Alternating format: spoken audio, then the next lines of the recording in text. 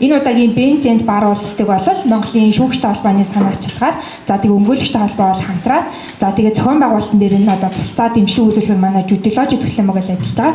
За жюдиложигийн хувьд бол та бүхэн зарим нь танилцсан байх. Одоо хараад бус судлаачдын одоо залуу хуульчдын ийм бүлгэн байгаа гэсэн үг юм аа. За тэгээд энэ удаагийн бенчэнд бар уулзалт маань одоо эхний сэдв нь бол шүүх хуралдаа хойшлог гэж буй нийтлэг шалтгаан шийдвэрлэх зарим боломж гэдэг одоо ер нь цаг үед өрнөж байгаа. Ер нь одоо шүүхийн хэргийн шийдвэрлэх ажиллагааны процесс аль ч үе одоо шатанд те нийтлэг түгээмэл одоо байж идэг. Энэ асуудал болон одоо асуудлыг ерөнхийдөө шүүх хэргийн шийдвэрлэх ажиллагаанд оролцож байгаа шүүгч болон өмгөөлөгчдийн төлөөлөлтөд хэлэлцүүлэхээр бол ингэж энэхүү уулзалтыг бол зарласан байгаа. Улсын дээд шүүхийн байранд 2025 оны 11-р сарын 27-ны өдөр шүүх хуралдаан хойшлогдож буй нийтлэг шалтгаан шийдвэрлэх зарим боломж чөлөөт уулзалтыг Монголын шүүгчтэй холбоо санаачлан Монголын өмгөөлөгчтэй холбоотой хамтран зохион байгууллаа. Тус арга хэмжээний зохион байгуулагчдаар Judilog Judicial Watch байгууллага, улсын дээд шүүхийн дэргэдэг шүүхийн академи, сургалтын төв хамтран ажилласан юм. Bench Bar уулзалтын онцлог нь шүүхэд хэрэг хянан шийдвэрлэх ажиллагааны оролцогчид болох шүүгч болон үйлчлүүлэгчийн эрх ашигыг төлөөлөх мэргэжлийн этгээд болон өмгөөлөгчтэй хооронд шүүхийн үйл ажиллагааны зохион байгуулалт, хэрэг хяналт шийдвэрлэх процесс, мэргэжлийн ёс зүй зэрэг нийтлэг асуудлаар хэлэлцүүлэг өрнүүлж, хамтын ажиллагаанд суйрлан асуудал тодорхойлж шийдвэрлэх арга замыг нь хэлэлцэн зөвлөдөг онцлогтой. Уулзалтыг нээж Монголын шүүгчтэй холбооны тэргүүн улсын дээд шүүгч Д. Батбаатар, Монголын өмгөөлөгчтэй холбооны ерөнхийлөгч Эл Данданорвнаар үг хэллээ. За шүүгчтэй холбоо гэдэг маань ер нь тоош мэдээлэл хөл. Ер нь бол төрийн бас байгууллага. Холбооны гол зорилгын нэг нь болохоор шүүгч нарынхаа нэг шүүн туслах ажиллагаа, тэр шүүн туслах ур чадварыг нэмэгдүүлэх, нийтлэг мэдлэгийг дэвшлүүлэх, дэмжлэг үзүүлэхийн зорилго байдаг. Өмгөөлөгчтэй холбооны хувьд ч гэсэн бас нэг энэтэй төстэй бас зорилго байна гэж байна. Хууль зүйн тусалцааны мөр нөлөөг дэвшлүүлэх, шудраг эсийг ихчүүлэхэд дэмжлэг үзүүлэх, оролцъё гэсэн ийм зорилго байна. Ер нь бол мэргэжлийн аль аль мэргэжлийн төрийн бас байгууллагууд өмгөөлөгч бай, шүүгч бид нар бол хууль гэсэн нэг малгайдаа байдаг гэсэн үг тийм ээ. Тэгээ ер нь бол байнга за шүүх дахин шүүн таслах ажиллагаанд хамтарч тий өөр өөрсдийн чиглэлд оролцдог юм уу? Ер нь бол байнга харилцаатай байдаг бид. Гэхдээ тэр харилцаа нь албан ёсны гэх юм уу нэг борсоос хууль заасны дагуу харилцдаг усуд байдаг юм байна. За тэгэхээр нэг дахин нэг дор ажил өөрөө гүйцэтгэх учраас биднэрт бол асуудлууд мэдээс тулгарна. Хоорондоо ярилцах зүйл гарна тодорхой тийм албан усаар ярилцах зүйл бол ер нь тийм боломж биднэрт баг болддог юм байна. Тийм учраас энэ асуудлуудаа ярилцъя гэдэг ингээд одоо энэ олон улсын тийм бус улсуудад байдаг ийм жишээ уулзалтыг аваад зүгээр юм уу гэдэг үгнээс манай холбооны зүгээс энэ уулзалтыг хэлцүүлэх бол анх санаачсан юм аа. Тэгээд өнөөдрийн сэдвийн тухайд бол бид энэ сэдвийг бол яг хэлцээл тодорхойлцсон. Хэрвээ цаашдаа ингээд хөгжлөө байнг ярилцъя гэж одоо хэдүүлээ тийм оролцогчдын зүгээс өмгөөлөх шийдвэр за магадгүй босдох хүчнээс оролцох хүсэхгүй шүү дээ. Ялангуяа тэр орконы дээр холбоо тэр өнөөдөр ирсэн үлээ хайсан бол ер нь мэдээлэл ирсэн баг. Тэгээд оролцоод ингээд явахад бол оролцоод байж болно гэж бодож байна. Энэ сэдв маань бол зөв эсхийг сайн мэдэхгүй байна. Гэхдээ ямар ч байсан ингэж тодорхойлсон. Гэхдээ энэ сэдв маань өнөөдөр үгж яхаар хэн нэг те буруутгах ч юм уу шүүмжлэх ч юм уу тэг буруутай хайх гэсэн зорилго бол ерөөсөө байхгүй. Магадгүй бид нэг албан бусаар бид хуульчтай шүүгч хүмүүстэй ярилцаад биендээ хэлхийг хүссэн, биендээ зөвлөхийг хүссэн, агаруул хүссэн зүйлүүд байж магадгүй. Энийг зөв болон илэрхийлээд байж чадчихсан. Тэр аргаар зорьсон. Энэ санаачилсан одоо шүүгчтэй холбоонд талархал илэрхийлж байна. Одоо санаачлага аливаа ажлын 50% гэж яригддаг, эхлэл 50% гэж яригддаг. Тэрийн сайхан санаачлагыг бас гаргасан. За ер нь зохион байгуулалтанд манай Judilog төслийнхэн ямар их сэтгэл гаргаж байгаа нь бол явцын донд зохион байгуулалтын бид нартай бас холбогдох мэдээллийг хүргээд ерөнхийдөө энэ нөгөө хэлцүүлгээр маш их тийм сэтгэл цаг зав гаргаж байгаа энэ байдал бол мэдрэгдсэн. Тэгэхээр та бүхэнд бас талархал илэрхийлье. За дээр нь одоо манай хоёр байгууллагын уг нь 3 байсан бол бүр сайн байсан байх. Анзаархад бол прокурорын төлөв бол одоохондоо байхгүй цаашдаа бас үйл ажиллагаанд нэлээд оролцоод явах болов гэж бодож байна. Тэгээд энд төрөлцсөн ирээд санал сэтгэлдээ хэлээд бас гарцаа бас эрэл хийлээд ингээд явах энэ сайхан хэлэлцүүлэгт ингэж хөргөн бүрэлдэхүүнтэй ирсэнд их баярлж байна. Ер нь аливаа хэлэлцүүлгийн юунд ирсэн ямар байх бол оролцоо ямар байх бол гэж энэ байнга боддог болчиход байгаа. Тэгэхээр энэ дээр бол ерөөсөн бид нар сандал нэмж тавиулаад ингээл байж байгааг бодоход бол бүгдээрээ бүртгэгдсэн хүмүүс сайхан эрцгэлсэн байна. Санаачлагаараа бас оролцъё гэж зорж ирсэн хүмүүс маш их байгаад сэтгэл их тэнүүн их тааламжтай байна. Ингээд өнөөдрийн хувьд бол шүүх хуралдаа хойшлогдож байгаа шалтгааны асуудал одоо сая манай зарим нэг одоо санаачлагч оролцогч маань хэлж байна. Сэдв ер онсон уу юу гэдэгтээ бас эргэлзээ байх шүү. Миний хувьд бол онхын цагаар онсон хамгийн их одоо актуалны хамгийн их тийм тулгамдсан шийдвэрлэл зохих ийм асуудал. Ягаад гэвэл энэ хэрэг хяналтжуулах ажиллагааг илүү оновчтой болгох одоо шүүх эрхэмтлийн байгууллагуудын энэ нэр хүндийг өсгөх одоо процесс ажиллагааны шуурхай байдлыг хангахтай холбоотой хамгийн их тулгамдж байгаа асуудал. Хэрэг хяналтжуулах энэ хуулиудад өөрчлөлт орох шалтгаан болдог, санаачлагддаг, энэ хууль тогтоогч нарт байнга яригддаг энэ асуудал бол шүүх хуралдаан ямар нэгэн шалтгаанаар хойшлогдож байгаа асуудал. Энэнийг бид бүхэн ярих цаг нь болсноо гэвэл хамгийн одоо цаг үеийн шинжтэй хамгийн болсон асуудлаа. Тэгэхэд асуудлыг бид нар тал үрээс нь энэ оролцогчдоо оруулж гаад за үндсэн шалтгаан юу вэ гэдэг дээр тодорхой бас статистикаа сонсоод гарцууд юу вэ гэдгийг тал талаас нь бас эрэлхийлээд хэлцэж ярилцж байгаа үнэхээр бас сайхан байна. Энд бас бүхэн шатны одоо шүүхийн төлөөлөл бас хүрэлцэн ирсэн байна. Энэ дээр та бүхэн шүүхийнхаа одоо тулгамдж байгаа асуудлууд шийдвэрлэх боломжтой ямар гарц шийдлүүд байна. Магадгүй бид бүхэн өдөр тутам технологи сахимжилтын асуудлыг бас хөндөж ярьж байна. Зарим нэг үр дүнгууд гарч байна. Энэ маань энэ асуудлыг шийдэхэд ямар боломж болцоог бас бий болгох. Өмгөөлөгчид өөрсдийнхөө зүгээс бас ямар байдлаар одоо ёс зүй хариуцлага талаасаа байдаг юм уу? Ажлын зохион байгуулалт талаасаа харгалзаж үзэх асуудлууд юу вэ гэдгийг бид бүхэн тал талаас нь бас өргөн хүрээнд бас хэлэлцүүлээд гарч шийдлээ хайх гэж байгаа нэг сайхан байна. Тэгээд хэлэлцүүлгийн үйл ажиллагаанд өндөр амжилт хүсье. Эндээс маш олон одоо шинэлэг оновчтой санаанууд гарах бах. Эндээс тодорхой хэмжээний шийдлүүд гарцууд бас нэлээд яригдах байх гэж бодож байна. Тэгээ бүгдээрэнд нь хэлэлцүүлгийн үйл ажиллагаанд амжилт хүсье. Сая сэнчлэн ер нь бол нэг юм одоо хэргийн шийдвэрлэх ажиллагаанд ингээл одоо нэлээд мэрэгжлийн зүгээс оролцдог хоёр этгээдийг за одоо чөлөөтэй уулзах ялтын цоглолчвол бас яадаг юм бол гэд бидэд өвдөж жоохон зөрнөл бол байлаа. За тэгээд бидэд судалж байгаа ерөнхийдөө энэхүү уулзалтанд ер нь олон улсад яаж явд юм болоо, дөрмөн яаж явд юм болоо, тэрийг яаж тодорхойлд юм болоо гэд нэлээд судалгаа хийсний үндсэн дээр холбогдох дөрвөн одоо зарим хил газар гэх юм уу тэдгээр ёс зүйн танилцуулгыг бол та бүхэн төрүүлж мэйлээр бүртгүүлсэн хүмүүст бол хөрвүүлсэн. За хэрвээ та танилцаж амжиг болох юм бол бид нэр суудал дээр нь хэвлээд бол бүгдэн дээр нь тавьчихсан байгаа. За гэхдээ ер нь сануулхад нэг товч дурдчул айл талдаа зүгээр ахаа гэж бол бодож байгаа маа. Тэгээ шүүхийн академийн судалгааны төвийн дарга дүлгөөн тэнэгийн дөрөд. Шүүх хуралдаан хойшлуулж буй нийтлэг шалтгааныг судалгааны үр дүнгээр дарах байдлаар илрүүлэн гаргажээ. За эхлээд статистик мэдээллийг бид нөр ер нь ямар датан дээр хүрээгээ яаж тогтоосон бэ гэдгийг мэдээж танилцуулах зүйтэй байх гэж бодож байна. Бид хэд бол яг энэ одоо статистикийг гаргахад ажлын бараг 2-3 өдрөл биднэрт хангалт байсан. Тийм учраас бүх шатны шүүхийн статистик мэдээлэл дээр ажиллах боломжгүй байсан учраас та бүхэн бас ойлгоорой. Тэгээд бид нар бол улсын дээд шүүх болон аймаг нийслэл орон нутаг болон нийслэлийн эрүүл иргэн захиргааны шүүхээс тус бүр нэг шүүхийг хамгийн одоо ихэнд төрүүлж албан бичгээ ирүүлсэн ийм шүүхүүдийн захирамж болон тогтоол дээр ажиллаж энэ статистик мэдээлэл гаргасан байгаа. За мөн хугацааны хувьд болохоор 25 оны 1 сарын 1-ээс эхлээд 25 оны 3 сарын 31 буюу 1-р улирлын хугацаанд одоо шүүх хуралдаан хойшлуулах хойшлуулалттай холбоотой гарсан захирамж тогтоолууд дээр ингэж зүйн шинжилгээ хийсэн гэдгийг хэлэх зүйтэй байгаа. Тэгэхээр бүх шүүх дээр хийгээгүй учраас яг өнөөдрийн танилцуулах одоо дүгнэлт анализууд маань магадгүй арай жоохон өөр өнцгөөс харсан ч байж магадгүй бах. Тэгэхээр тэрийг та бүхэн ойлгож зөөр хүлээж аваарай гэж хичээнгүйлэнгуймаар байна. За тэгэхээр та бүхэн ямар ч гэсэн бэлдэж өгсөн байгаа хэсэг дээр бол 1-ээс 20 дугаар слайд дээр бол статистик мэдээллийн дэлгэрэнгүй хэсэг байгаа учраас та бүхэн үзэж танилцаарай. Тэгэхээр би болохоор статистик мэдээлэл дээр хийсэн дүн шинжилгээний хэсгээ танилцуулаад явъя гэж үзэж байна. За хамгийн эхлээд бол шүүх хуралдаан ер нь хойшлоод байгаа маань хэргийн оролцогч талаас болоод байна уу? За шүүхийн санаачлагаар одоо шүүх хуралдаан хойшлогдоод байна уу гэдгийг бол авч үзсэн байгаа. За ингээд үзэнгүүд энэ гэхдээ анхан давах хяналтын шийдийг бүгдийг нийлүүлсэн байгаа тоо гэдгийг бас хэлхэн зүйтэй байх. За эрүүгийн хэргийн шүүхийн хувьд бол нийт 479 одоо шүүх хуралдаан хойшилсан захирамж тогтоол байсан бөгөөд үүнээс нийт одоо 321 буюу 67% нь бол хэргийн оролцогчийн хүсэлтээр за үлдсэн 33% нь бол шүүхийн санаачлагаар шүүх хуралдаан хойшлогдсон байна.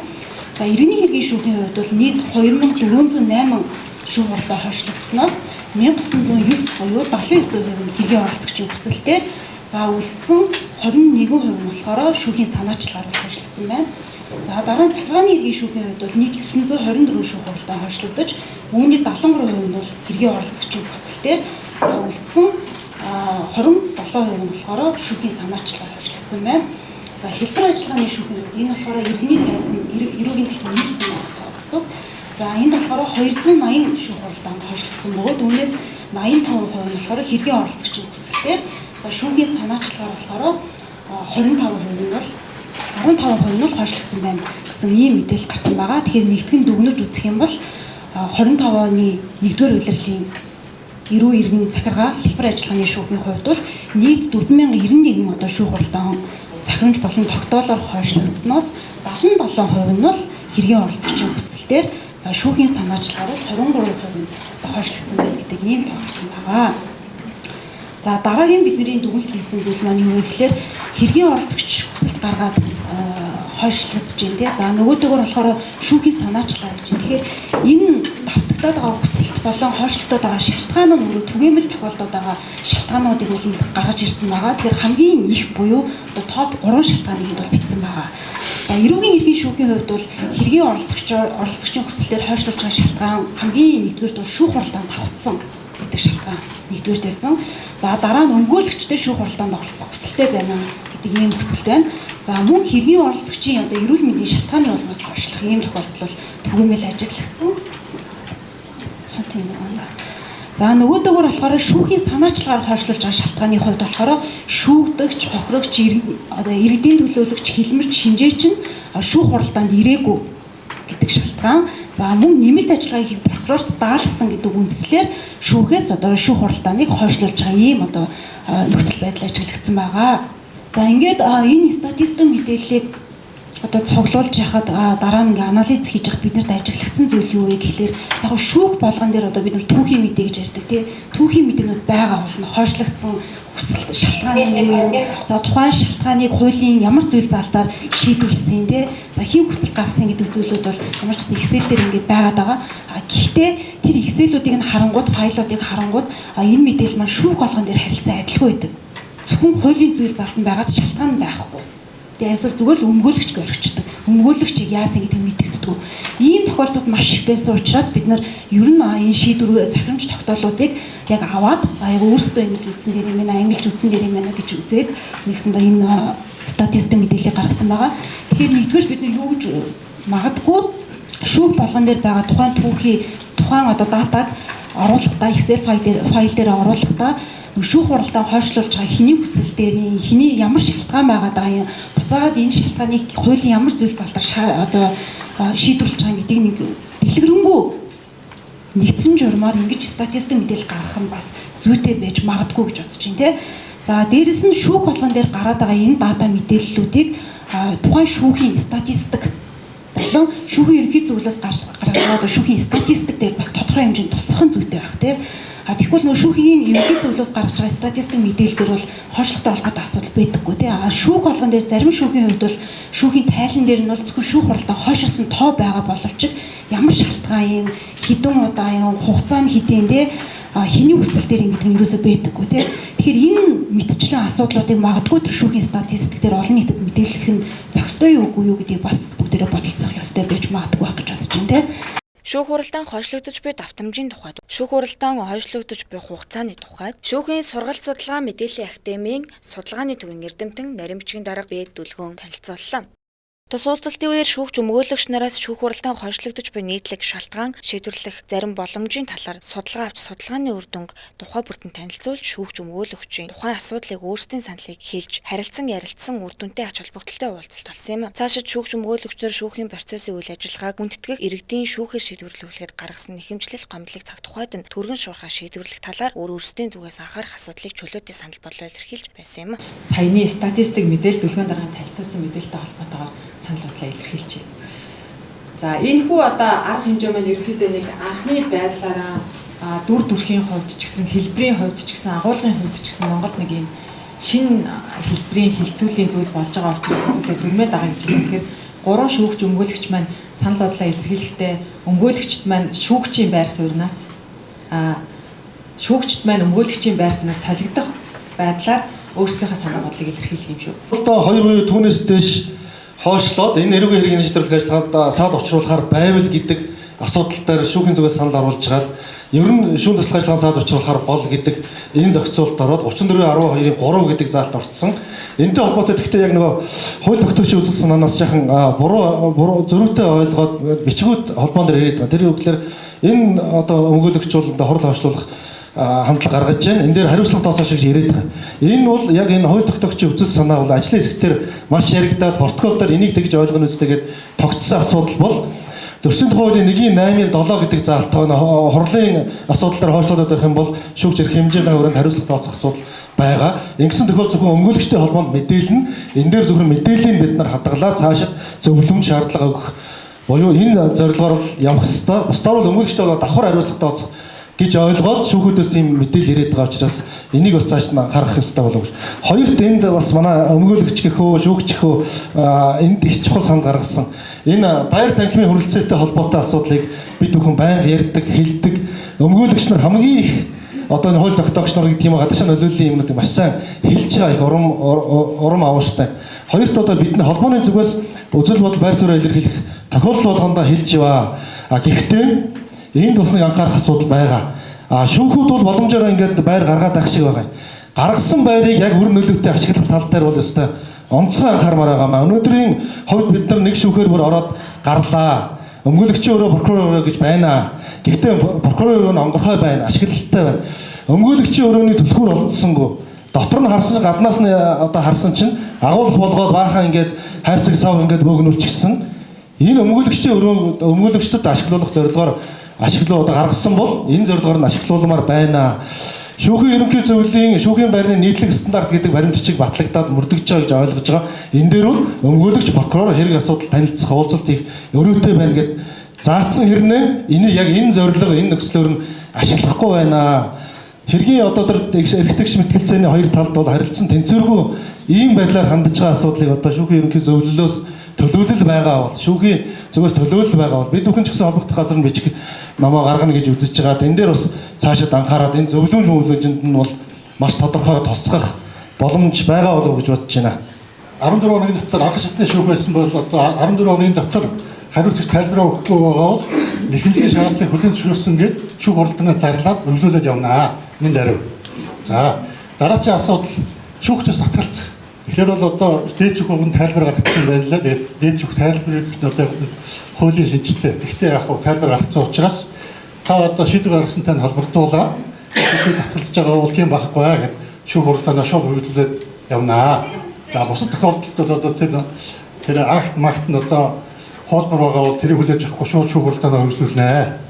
Нэгэнт тэгээ шүүх хуралд авахсан гэж одоо өмгөөлөгчийн ажил эрхэлдэг гэсэн үг, өмгөөлийн тусаа шүрэлдэг гэсэн үг. Гэхдээ тухайн одоо хэрэгт итгэмжлэсэн төлөөчөөр оролцоод байх нь бас зөв юм буруу юм уу? Нэгэнд итгэмжлэр оролцож байгаа бол хуралд авахсан гэдэг үндслээр нь хүсэлтийг хүлээж авах боломж өндөр гэж бол харж байна. За нэгдүгээр асуудал энэ. Дараагийн хоёр дахь асуудал шинжээч томилуулах асуудал дээр бас нэлээд нөгөө хурал хойшилдог, бас удааширдаг. Энэ дээр болохоор шүүгчийн байр сууриас бол би яаж одоо ямар арга хэмжээ авах шаардлагатай байна гэж харж байгаа гэхлээр бид нэр ингээ хугацаа заасан захимж гаргаад маань шинжээч томилждаг. Шинжээчийн дүгнэлтээ заасан хугацаанд шаардаж авч чаддгүй. Өнөөдөр одоо жишээ ингээд дуртахад миний 2-3 чирэгтэй шинжээч томилснаас болоод бүтэн жил хагасаар ингээд хэрэг төд хийрээ авдаг байхгүй. Тэр хэрэг шүүгч байсан бол заасан хугацаанд шинжээчийн дүгнэлтийг гаргуулж авнаа. Хэрвээ тэр заасан хугацаанд одоо шинжээч томилтоо гаргахгүй бол ямар нэгэн тэр захиргааны арга хэмжээг нь аваад явах нь шаардлагатай байна. Шүүгрэлд ажиллаж байгаа асуудлаар яг шүүгчийн байр сууриас шүүгрэлд нэг өмгөөлөгчөөр орж байхад энэ асуудлаар бол хойшлуудах шаардлагагүй байна да гэж бодогдчихсэн асуудлаараа шүүгчийн зүгээс дүгнэж гэх юм уу бодож исэн зүйлийг хэлээ. Ер нь бол энэ яг хамгийн их хойшлж байгаа шүүх бол захиргааны иргэн шүүх байгаа. Тэр шүүх дээр бол нэг ийм асуудлаар хойшлоод байна. Итгэмжлэгдсэн төлөөлөгч нь ээлжийн амралттай эсвэл байгууллагын уралдаан гэдэг ингээд төсөлд гаргачаар хойшлж байгаа байхгүй. Тэр энийг бол ер нь яг яагаад ямар үндслээр яг ямар өчтөд ингээд бодол төрчдөг. Итгэмжлэгдсэн төлөөлөгч нэг ямар статустай байлаа те. Дээрээс нэр байгууллагын урлам эсвэл ээлжийн амралт гэсэн энэ ойлголтыг яагаад хэрэглээд байдаг юм бэ? Өмгөөлөгч бол одоо яг их болж шүү дээ те. За ийм нэг хойшлолтын асуудал дээр бол одоо хойшлолт байгаа үндслийг бол шүүх хүлээн зөвшөөрөх байх хэрэгтэй гэж юм байр суурь. 2018 онд гээд үүссэн одоо ингээд шийдэхгүй байгаа. Гэхдээ энэ дээр зөвхөн ингээд одоо хойшлж байгаа үндэслэл нь бол зөвхөн эрцээ асуудлаар хойшлоод байгаа. Тэгэхээр цагааны иргэн шүүхтэр ийм одоо кейс байна. Зөвхөн эрцээ асуудлаар эрцээ хэлцэл тэгэл хойшлуулж байна. Одоо бол 8 жилийн хугацаа болж байна. 8 жилийн хугацаанд ийм кейс бол байгаа. Хэрвээ би одоо өмгөөлөгч байсан бол шүүх хурал хойшлж байгаа шалтгааныг хараад ийм хэдэн зүйлээр санагдаад байна. Нэгдүгээр ер нь бол ялангуяа анхан шатн дээр ажиллагаа хийдэг гэдэг утгаараа шүүх өөрөө хуралдаа бэлтгэх ажиллагаагаа бүр хийхгүй гэж бодож байна. Анхан шатны шүүх ялангуяа ажиллагааг бүрэн хийж одоо тэгээд ажиллагаа бүрдсэн хурал залах ёстой шүү дээ. Тэгэхээр яг тэр процессын хуулиудад заасан тэр ажиллавараа бүрэн дүүрэн хийж чадчихэв үгүй юу? Тухайн хэрэг дээрээ хэрэг нэг бүр дээрээ одоо тасралтгүй ээлжээр те ингээ ажиллаад тэгээ хурлаа яг зарлж чадчихэв үгүй юу гэдэг дээр л анхаармаар байгаа. Тэгэхгүй нэг өдөр явж байгааг энтхэн нөгөө хийх болохоор тийм ч дутуу ийм ч дутуу болчдөг. Тэгээд мэдээж одоо дутуу хийжсэн сурлаа хойшлуулад л одоо асуудлаа шийдэе гэдэг өнцгөөс бас ханддаг шиг байгаа бах. Өмгөөлөгч нар үндэстэй өнцгөө нэхэмжлийн өсөлт гаргаад тэрэнд нэрмээс сурдаг ч байдаг л бах. За ингээ хойшлоод байдаг. Тэгэхээр энэ бэлтгэл ажиллагааг яаж хийх ёстой бэ гэхээр угаасаа ялангуяа жишээ манай захиргаан дээр 92 дээр миний мэдж байгаагаар урьдчилан хэлцүүлэг гэдэг яг бүхэл бүтэн энэ хурлын чинь бүрэн дүүрэн яг гол асуудал руугаа шууд ороод хэлцээд маргаанаа шийдэхэд зориулагдсан. Тэрий чинь одоо бий болох бүрдүүлэхэд зориулсан тийм институт байгаа байхгүй процесс юм. Тэр урьдчилан хэлцүүлгийн нэг гол юм нь бол хурлаар асуудлыг хэлцэн шийдэхэд процессын шанартай асуудлууд биш. Яг үндсэн юм руугаа орох шаардлагатай урьдчилан шийдэхин төлөө байгаа юм. Тэгэхээр урьдчилан хэлцүүлгээ сайн хийж байгаа ч гэж өгөөлж шүүгч нартаа би юу өмгөөлж байсан бол хэлгсэн ч. За нэгдүгээр. Хоёрдугаар хараад байхад захиргаан дээр одоо алга болж чадсан болов гэж найдаад байна. Жишээ нь ягаад бид нар байж байхдаа энэ хурал товлохдоо захиргаан дээр нэг үндэслэл нь бол тэр урьдчилан хэлцүүлгийн үндэслэл бол юу ч гэдэг нөгөө хурал товлох асуудлыг хэлцэх. Бүр тусдаа ингэж урьдчилан хэлцүүлэг хийдэг байхгүй юу? Хурлаа товлохын тулд. Тэгээд тэн дээр яаж өгөхөр өмгөөлөгчийг таны одоо тэдэн сарын тэдэнд энэ хэргийг товлвол таны одоо календар болж юу? Миний календар бол яах вэ? Би болж байна. Бас тэр ажиллагаанд явуулж байгаа энэ бар бенчд байгаа бүх хүмүүс тогтсон зөв өдрөө урьдчилан хэлцээд ингээ хурлаа товлдог. Одоо би хэвээрээ байхад гэж найдаж байна анхан шатмат дээр. За ингэнгууд яадаг вөхөр өмгөөлөгч ингэж улаан нүрээ харж байгаа бид нар чинь өдрөө товлцсон учраас тэр болго одоо тийм онцгүй юмар хурлаа шүүх хүсэл гаргахгүй шүү дээ. Нэгэнт бид хамт сууж байгаад бие биенийхээ календарыг мэдж байгаа товлсон учраас. Тэгэхээр ийм одоо ажиллагаагаа бүрэн хийгээч. Хэрвээ одоо би өмгөөлөгч байсан бол шүүгч нар өмгөөлөгч нарыг оролцуулж тэдний тэр календарыг одоо хараад өөрсдөөс нь тэр саналыг аваад болж байгаа юм уу болохгүй юм. Тэг өөр хуралд автсан байвал болохгүй л гэдгийг хэлэх байлгүй дээ. Сарын дараа хэлжсэнээс өнөөдөр хэлээд арай өөр өдөр товлуул зүг болов гэсэн ийм хүсэлт хэлэх байсан. Ер нь бол шүүх хурал хойшилж болдгүй зүйл бол биш. Хойшилж болохгүй зүйлч биш. Хэргийн оролцогчдын эрх хэрэг маргааныг үнэн зөв бүрэн дүүрэн бодтойгоор шийдвэрлэх шаардлагатай гэж шүүх хурал хойшилж болно. Хойшлох боломжтой. Хуйлаач тийм хэргийн оролцогчдод ч хүсэлт гарах хэрэгтэй. За, иргэний иргэн шүүгчээр ажиллаж байгаа учраас иргэний иргэн шүүгчийн судалгаан дээр бол хэргийн материал танилцдаг. Үндсэн олонх нь гарсан гэсэн судалгаанаар харагдлаа. За, хэрвээ би одоо өмгөөлөгч байсан бол шүүхээс үсгэх юм уу, шүүгчээс үсгэх гэдэг зүйл дээр бол хэргийн материал танилцах боломж одоо биднэрт үнэхээр байхгүй юм шиг харагддаг тийм ээ.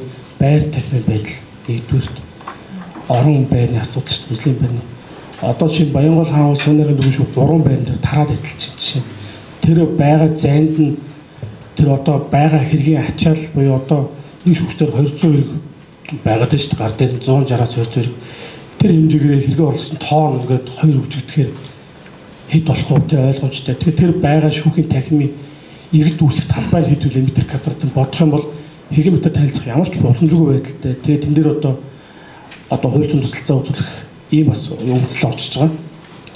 Тэгэхээр шүүх уулын одоо шүүхийн байрны асуудлыг маш одоо төрөв байгууллагаас шийдэхгүй бол энэ шалтгаалаад хэргийн материал танилцах боломжгүй байдал үүсээд тэр нь цаашаа шагныг шүүх хурал тоглоход ер нь шахуу байдлаар тоглоо явдаг. Иргэний хэрэг дээр бол урьд цэцэрлэж байхгүй шүү дээ тий.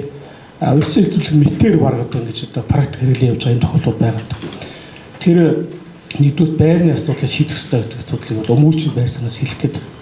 Хоёрдугаар бол шүүхээс бас хүсэх зүйл юу вэ гэвэл одоо бас цогцолж хэлж штэ хэргийн бэлтгэл ажилтай шүүх хуралдааны шүүхийн зархааны мэргэжлийн ажлыг яаж бэлтгэх юм бэ гэдэг асуудал дээр одоо бид нар ярихгүй бол шүүхийн зархааны мэргэжлийн ажлыг бол шүүгч нь өөрсдөө баг бэлддэг байхгүй хамгийн газар үндсэн ажлынхаа баг 70% муу баг хувьд нь хамгийн газар зархааны ажлыг бэлтгээд байна штэ шүүгчнүүд баг 30-40% зарцуул бэлддэг бид нар баг А үсгийн заа хэмжээний бичиг үсгийн баг ингээд буруу зүйл хөдөлтөнд хэмжээ штэ энийг шүүгчнэр хийх ёсгүй байхгүй. Тэгэхээр энэ шүүхийн коллеж гэдэг юм шүүхийн зархааны ажлыг бэлтгэх асуудлаа ярихгүй бол яг энэ яриад байгаа юм чинь буцаагаад шүүхийн хэрэгээ болсод том мэдчих чадахгүй байх бэлтгэл ажлыг хангаж чадахгүй шалтгаалаад шүүхийн зархааны ажлыг бэлтгэж чадахгүй болоод энэ өөр үсрээд нөгөө шүүх хуралд хойшлох нь том шалтгаан дээр чинь өөрөө буугаад байна. Тэгэхээр өмгөөлчийн зөвлөлд энэ хоёр зүйлийг маш их хүсгэл байж хэлэх гээд. Хуулинд өөрчлөлт оруулахгүйгээр хууль хэрэглээнийхээ нэгдсэн байдлыг бий болгоод хуулийн дээр байгаа боломжоор бүгдөө яаж хурлаа хойшлуулахгүй байх вэ гэдэг бас юм ярих боломжийг олгооч гэж нэгдүгээрт хэлж байна. Энэний бүр хэрэгцээ шаардлагатай байгааг сая Даштандуу шүүгчийн хэлдэг. Урьдчилсан хилцүүлэг дээр шүүгч нар үндсэн шүүх хуралдааныхаа үндслийг бариад ингээ хойшлуулж байна гэх. Энийг чинь бид нар ингэж хэрэглэх ёстой шүү дээ. Энэ дээрээ бид нар хүсэл тавьж байгаа өмгөөлөгч нь анхаарэ, шийдэж байгаа шүүгч нь анхаарэ гэдгээ бид нар хуулинд байгаа боломжийг ашиглаад энд ярмаар байна нэгдүгээр. Хоёрдугаарт шүүхийн байрны асуудал нь эрүүгийн хэрэг дээр ч байна, иргэний хэрэг дээр ч байна. Энэ дээр бол яаж юм гэхээр иргэний хэрэг дээр бид нар ороод хэргийн материалтайгаа оролцогчид танилцаа суучвал нөгөө туслахууд нь зөрөх зай байхгүй. Ийм тохиолдолд бид нар хэргийн материалаа хаана танилцах вэ? Зааланд нь ороо суухаар дараагийн хурал орлоо гэдэг хөөдөг.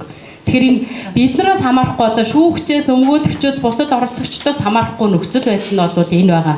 Яг энэ дээр зүгээр бодит байдлыг хэлэхэд шүүх хуралдаан нөгөө зарладаг, шүүх хурал зарлалаа гэдээ уцаар ярьдаг. Уучлаарай яг энэ өдөр хуралдаа байна гэхээр манай хэргийн хугацаа болоод байна. 50-аас өөр хүсэл. Хурлаа зарлахаас өөр арга алга. Та наад хүсэлтээ хурал дээр гаргаа гэдэг. Ингээд өмгөөлөгчд өөр хурал дээрээ өмнө зарлагдсан хуралтай гэж хүсэлтээ гаргахаас өөр ямар ч боломж байхгүй. Энэ чинь болвол зохиомлоор ингээд өсөд байгаа тоо байхгүй юу? Нэгдүгээр. Хоёрдугаарт болохоор түрүүн отгон жаргал өмгөөлөгчийн хэлсэн нөгөө итгэмжлэгдсэн төлөөлөгчтэй холбоотой асуудал. Итгэмжлэгдсэн төлөөлөгчтэй одоо шүүхийн практикт бол харьцангуй өмгөөлөгч итгэмжлэгдсэн төлөөлөгчөөр орж байгаа тохиолдолд шүүх хуралдаан давхарцсан гэдэг үндслийг бол хүлээж авахгүй байгаа боловч мэрэгжлийн бос хүмүүс итгэмжлэгдсэн төлөөлөгчөөр орж ирж байгаа.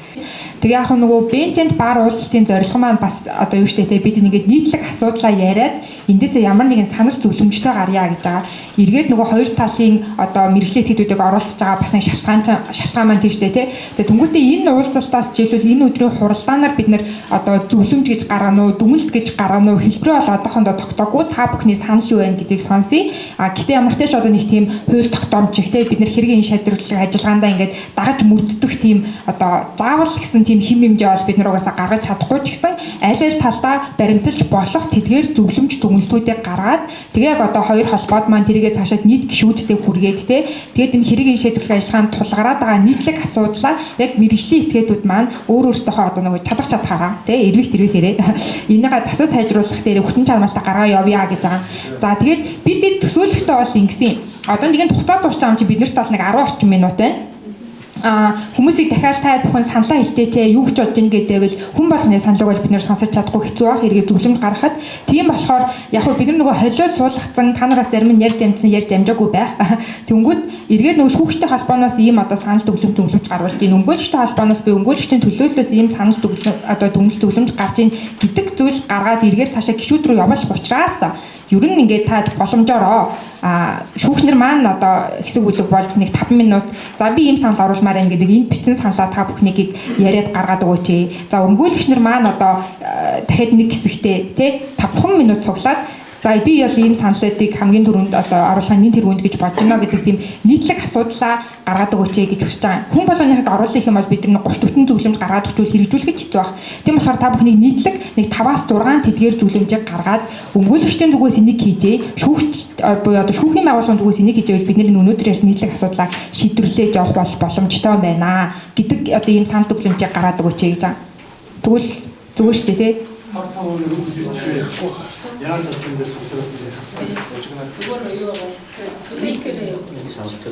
Анда яасан ч болно. Эсвэл ингээд та бүхнээс тэмдэглэл хөтөлсөн юм байл. Энэ саналыг зүгээр юм байна гэж одоо тий тэмдэглэл хөтөлсөн хүмүүс маань байвал одоо өөрийнхөө найз дотны эсвэл нэг ганц хоёр хүнтэй очиж уулзаад зөвлөлтөөд нийтлэг асуудлуудаа эсвэл бас гаргаад өгч болох шүү. Та юу юуг нэг босч яваад уулзаад бас сонирхолгүй байвал тэгсэн ч болж байна тий.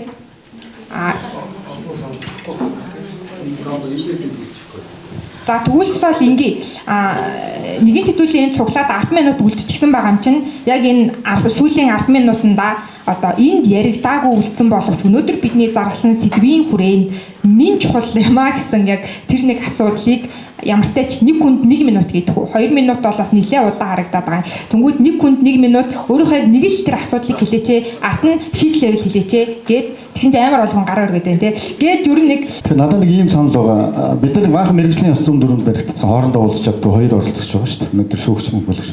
Тэгэхээр энэ шүүгч эсвэл шүүх бүрэлдэхүүнтэй шүүх хуралдааны бус үед уулздаг энэ зөвшөөрсөн хэмжээг энэ процессын хүрээнд оруулах цаг болсон. Амьдрал баян шүү дээ. Зөндөө юм болно. Тэр холбогдлолтой нөгөө баримтыг заавал нөгөө хуралдаанд уулзсан өдөр очиж тэр олон хүнийг цуглуулаад одоо тэгэл нөгөө хурлаа хойшлууллаа эднийх юм санаатай боллоо. Гэтэл шүүх хуралдааны бус үед энэ асуудлыг шүүгчтэй мэтгэлцэгч талуудын ажил нь байлцж байгаа тэр уулздаг ийм зөвшөөрсөн хэмжээ хуульд одоо орох цаг болсон. Ийм тодорхой санал хэлэхэд хуулийн баримт ажилдаг өмгөөлийн туслахуудыг энэ хэрэгэний шийдвэрлэх ажиллагаанд ер нь оролцуулахгүй байх шаардлагатай гэж бодоод байна. Хуулиудыг харахаар өмгөөлөгчийн туслах бол өмгөөлөгч биш. Ямар ч хууль хэрэг харийн шийдвэрлэх ажиллагаанд оролцохын хуулийн зохицуулалт байхгүй. Хуульчийн эрх зүйн байдлын хууль, за тэгээд өмгөөлийн тухай хууль энэгээр бол ямар ч тийм оролцоо байхгүй байгаа. Энэ оролцооноос юу гэхээр нэг өмгөөлөгчийн туслах ирээд хэргийн материалтай танилцсан нэг нь дахиад эрэхтэй өмгөөлөгч аавна гэдэг. Гэтэл нөгөө фирмийнх нь өмгөөлөгч хүрээд ирж байгаа. Тэгэхээр энэ асуудал чинь шүүх хуралдаа хойшлох маш олон шалтгаан болоод энэ хэдэн зуугаараа энэ дээр хэвлээ 700 300 гэдэг ийм тоо гарч байгаа учраас нөгөө талын өмгөөлөгч нь энэ асуудлыг нөгөө талынх нь өмгөөлөгчийн туслах ирж байгаа бол шаардлага тавьдаг, шүүхтийн шаардлага тавьдаг. Энэ ажиллагаанд оролцох эрхгүй субъектыг ягаад шүүгчтэй хуралд оролцуулаад байгаа юм бэ гэдэг асуудлыг тавьдаг байх хэрэгтэй байх. Шүүгчич бас энийг өмгөөлөгчдийн холбооны сайтн дээр нөгөө туслахуудын бүртгэл байлаа шүү дээ. Тэндээс чинь тусгаараа дамжуулаад харцдаг байх хэрэгтэй гэж бодож байгаа. Энэ асуудал бол одоо яг энэ урд байгаа энэ асуултан дээр бол нэлийн асуудлыг бууруулах байх. Дээрээс нь нөгөө туслагч нь дадлага дуршлаг муутай учраас болсон болоогүй өсөлтүүд гаргана. Манай өмгөөлөгч нар ороод ирвэл тийм асуудал ер нь жигдрэн штэ гарахгүй байх. Ийм агуулга ийм зүйлийг хэлэхэд одоогийн 30 төгөлдөр хуулийн хүрээнд бол энэ асуудлыг хэрэгжүүлээд явах бол шүүгчнэрийн хувьд бол бүрэн боломжтой гэж бодож байгаа. Үнэхээр хэргийн тоо ачаалал их байгаа учраас яг цаг хугацаанд өнөөдөр гэхэд яг миний гар дээр 800 гаруй хэрэг байна. Тэгэхээр хүсэлтийг хугацаанд шийдээд эрхийн актыг гаргадаг энэ цаг хугацаа яалч үнэхээр биднэрт хүндрэлтэй байгаа. За манайд 10 гаруй шүүгч бол 1000 гаруй явцсан. Тэгэхээр ийм тохиолдолд бол үнэхээр илүү цагаар суугаад амралтын өдрөөр суугаад бид нар амжихгүй. Тэгэхээр одоо энэ нэг яаж шийдэх ёстой гэцэг бол бид нар бол чадлаараа асуудлыг бол тавьж байгаа. Тэгээд одоо нэг өдөр шийдэгдэл байх. Уулзалтын төгсгөлд шүүгчтэй холбооны удирдах зөвлөлийн гишүүн захиргааны хэргийн давтцаалдах шатны шүүгч Зэган зориг тус уулзалтын талаар өөрийн саналаа илэрхийллээ. Шүүгчтэй холбооны удирдах зөвлөлийн гишүүнээр өнөөдрийн хэлцүүлгийг зохион байгуулж байна. За та бүхэнд чөлөөтэй ирээд тогтсон сэдвийн хүрээнд нээлттэй хэлцэнд талархаж байна. За манай шүүгч өмгөөлөгч нар бол цахим орчинд бие бинийгээ дуэл дуудаж ирсэн тийм ээ. Бас тэгээс мэдж байгаа. Ирсэн баярлалаа.